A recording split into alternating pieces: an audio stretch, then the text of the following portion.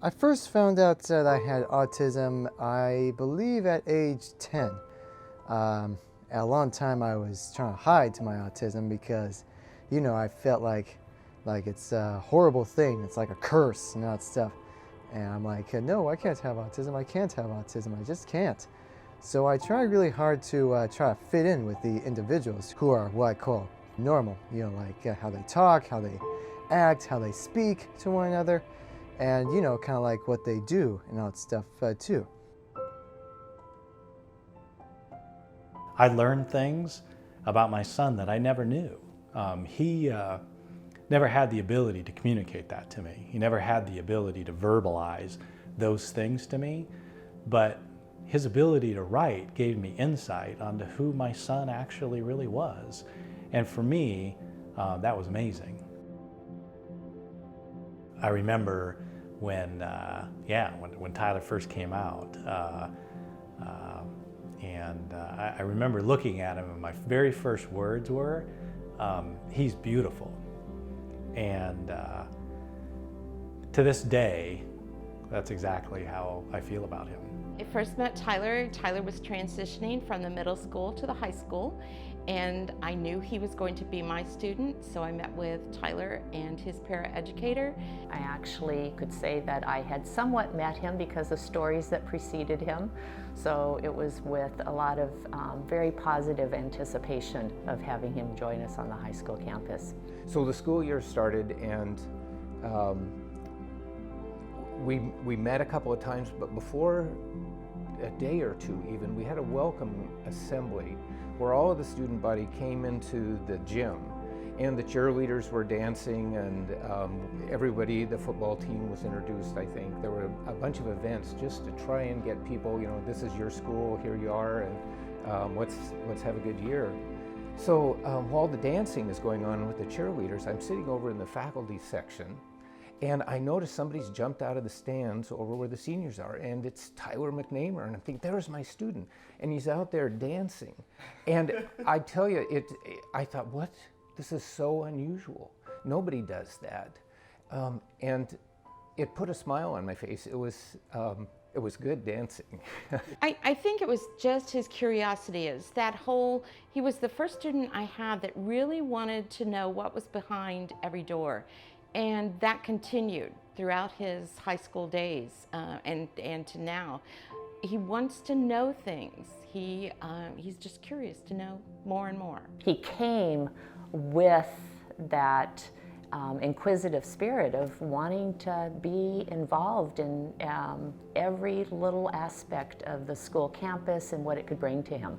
One of the funniest stories that I can really remember about him, it always makes me smile, is homecoming week. And one of the days we had to dress up in pajamas. Everybody wore their pajamas that day. And Tyler wore his pajamas and also had a stuffed toy with him. And so when they did an activity at lunchtime, he slowly just walked around the crowd and just like yawned real big or hugged the stuffed toy, and then all of a sudden went over to the stage area they had and just laid down and curled up, and it was as though he fell asleep. And he didn't really, but it was a great great thing for him to do. Everybody just kind of looked at him and kind of smiled, and so I always remember him just curled up with that little stuffed toy in his pajamas, high school senior, and it always makes me smile. I regularly tell Tyler, that he's absolutely perfect just the way he is. I couldn't want anything more in a son, and that first memory really is carried through, because when he was 3 and diagnosed with autism, this has been a 15-year journey to where we're at right now. And as a dad, you go through a tremendous amount of emotions, because the first emotion is you just can't believe that there's something wrong with your son, and then you just try to fix him, and you spend your life trying to fix him. And when I came to the realization that there was nothing there to fix, is when our relationship really began. And that took me some time. And when you, or at least for me, when I started to concentrate on what Tyler's real unique ability was and what his real loves were, and really just started loving him for who he was, that's when I really became a dad to Tyler.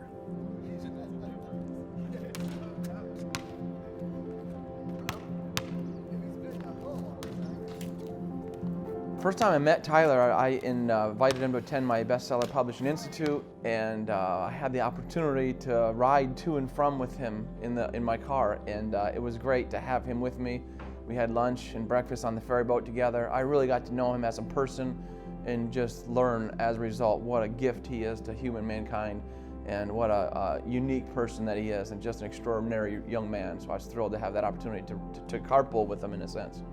When he told me, it's interesting because he never said that, he was writing a book. I knew he wrote, because he posts Facebook blogs and, or Facebook things, and he'd write some stories for the newspaper, but, he was substantially into his book when he said, Dad, I'm writing a book.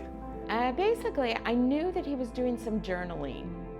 And I didn't know that that was going to turn into a book, but really didn't know too much until we met with you and Christina and Tyler about it. You had gone to the conference, and now there was this book. So we were thrilled, and we knew that he had such great writing skills.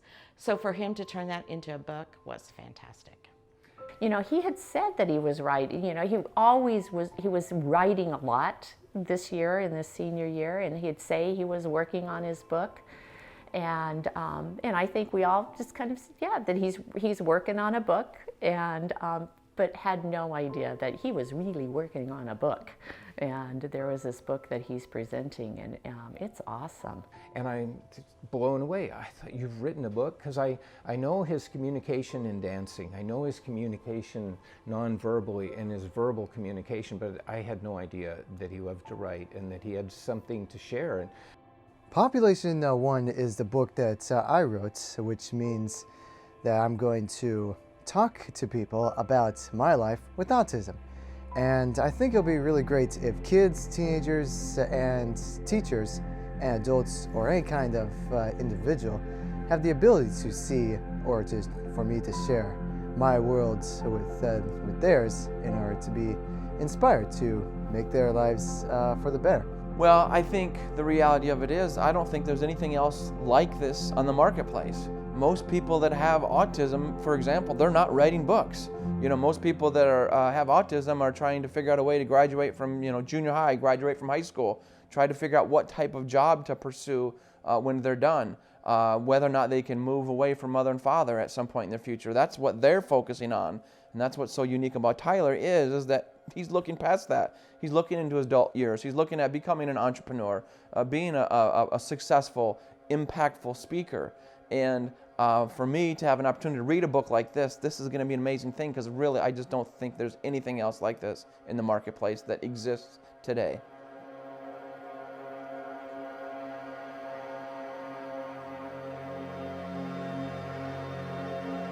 I decided to write Population One because, well, for one thing, I wanted to see show people, what I meant to say was to show people how to, view autism in a different way. That's a great thing.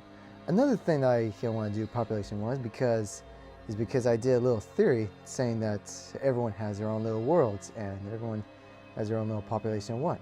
Another thing I like to add with Population One is that there's only one universe. Well, there's also other universes too, if you're like in fictional books or video games too.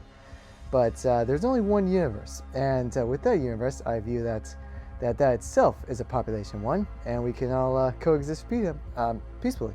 The way he presented to me was in Population One, not so much he is a population of one, but each of us is a population of one. And so I'm very excited to connect with that, because as a teacher of biology,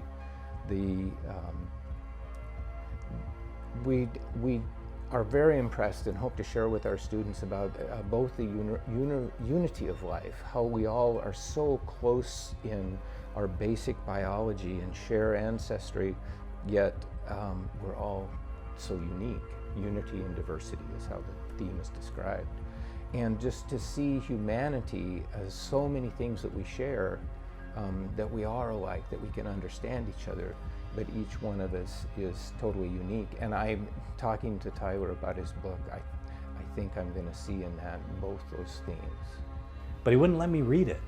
And it actually wasn't until he was basically finished that he allowed me to start looking at it. And as I looked at it, I was amazed.